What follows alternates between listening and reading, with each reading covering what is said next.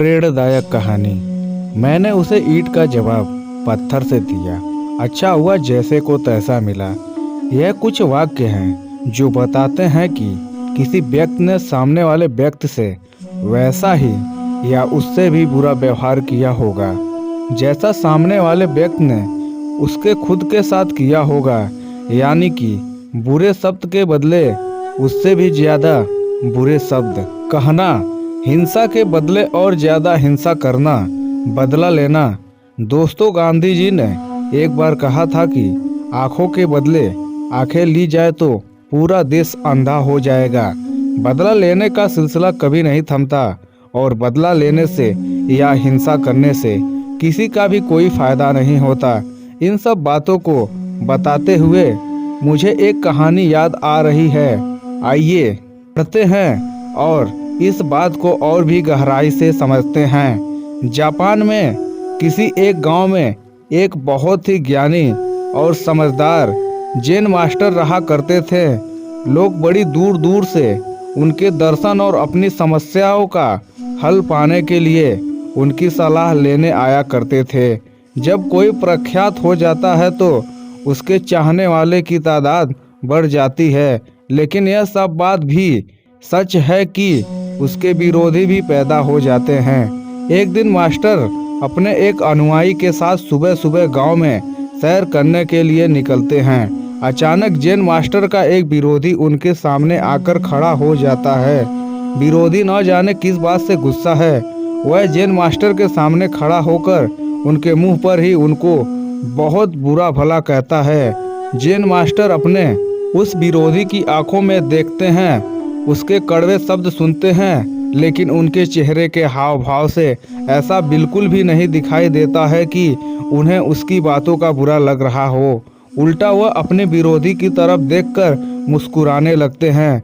Jain master की ऐसी प्रतिक्रिया देख विरोधी और भी ज़्यादा चिढ़ जाता है और वह अब सीधे उनको गालियां देने लगता है। अपने गुरु के बारे में ऐसे अपशब्द सुन अनुयायी का खून खौल उठता है। अनुयायी उसे जवाब देने ही वाले होते हैं कि जैन मास्टर उसे रोक लेते हैं और चुप रहने के लिए कहते हैं और अपने विरोधी की तरफ देखकर फिर से मुस्कुराने लगते हैं। विरोधी यह देखकर हैरान और परेशान हो जाता है कि उसकी बातों का जैन मास्टर पर कुछ भी असर नहीं हो रहा है और अंत में वह निराश होकर वहां से चला जाता है। उसके जाने के बाद जैन मास्टर के अनुयायी उनसे पूछता है, गुरुजी, आपने उस नीच आदमी को पलटकर जवाब क्यों नहीं दिया और मुझे भी क्यों रोक लिया? जैन मास्टर इस बार भी कुछ नहीं बोलते। वह अपने अनुयायी की तरफ देखकर मुस्कुरा देते हैं और चलते रहते हैं। चलते चलते वे दोनों जैन मास्टर के आवास तक पहुंच जाते हैं। जैन मास्टर अपने अनुयायी को अपने कमरे के बाहर खड़े रहने के लिए बोलते हैं और अंदर जाकर थोड़ी देर बाद पुराने गंदे कपड़े लेकर अनुयायी को दे देते हैं और कहते हैं, इसे पहन लो। अनुयायी जैसे ही उस कपड़ों को अपने हाथ में लेता है तो उसे आ रही भयानक बदबू उसे सहन नहीं होता और वह कपड़े को दूर फेंक देता है। अनुयायी जैन मास्टर से कहता है कि माफ़ कीजिए गुरुजी, मैं इन्हें नहीं पहन सकता। इतने घिनौने कपड़े आप भला मुझे क्यों पहनने के लिए कह रहे हैं? जैन मास्टर अपने अनुयायी को बताते हैं कि जो तुमने अभी किया है वही तो मैंने भी उस विरोधी के साथ किया था।